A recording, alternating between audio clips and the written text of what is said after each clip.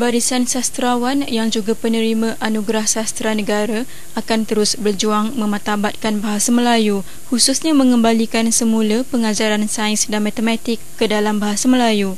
Bercakap kepada media di Rumah Persatuan Penulis-Penulis Nasional Malaysia (PENA) pagi tadi, sastrawan Datuk A. Samad Said berkata mereka juga mendukung usaha murni gerakan mangsuhkan PPSMI GMP. Untuk saya sendiri sebagai seorang sastrawan negara, mungkin rakan-rakan yang lain mempunyai pikirannya sendiri yang boleh disatukan, boleh dipadukan.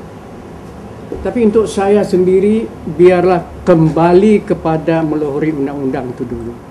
Kalau kembali itu saja, saya pikir jalur besarnya sudah diobati. Dan kalau Anda bertanya saya, apakah akan dilakukan sekatakanlah kuasawan ini tidak bersedia untuk tunduk? Bagi saya, perlawanan ini akan diteruskan dari berbagai sudut.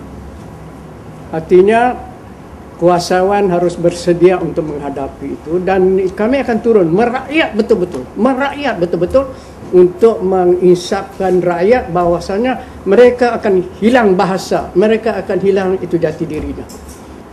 Kabinet baru yang diterajui Datuk Seri Najib juga diharap tidak mengenepikan tuntutan mereka agar menilai semula dasar PPSMI sekaligus memangsuhkannya. Namun jika kerajaan BN gagal melakukannya, parti itu katanya akan dituduh sebagai pemusnah bahasa Melayu. Apa yang diminta oleh kelompok kami, memanglah sastrawan negara ini biasanya ada orang tuduh sastrawan negara ni sebaik-baik dia mendapat sastrawan negara, dia menjadi orang ikutan. Itu tidak benar. Beberapa kali kami berlawan sebenarnya, cuma kami taklah macam Dr. Mahathir, dia harus berlawan dalam akhbar. Kami tidak. Kami usaha jumpa, berbincang dan seumpamanya. Jadi kami haraplah supaya kuasawan yang selalunya terbina daripada niagawan dan bangsawan, cubalah memahami sedikit, dengarlah sedikit apa yang diucapkan oleh budayawan.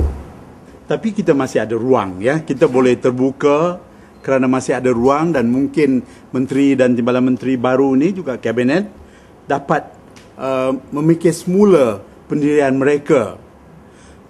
Bahasa bukanlah sesuatu hal yang boleh dipolitikkan. Malah pada pendapat saya, persoalan bahasa ini tak boleh dibuat keputusan oleh seorang menteri atau dua orang menteri. Ini bahasa sebuah bangsa yang 5,000, 10,000 tahun. Ya, tak boleh dicantas begitu saja. Tak mungkin. Jadi kalau nak ini kena bawa ke pemilihan raya, ya, dalam sistem yang baru misalnya, ditanda apakah nak bahasa Melayu atau bahasa Inggeris. Ditanda begitu. Jadi bukan menteri yang buat, bukan kabinet yang buat, tapi seluruh bangsa Malaysia. Ya. Jadi pada saya mau terbuka lah, ya.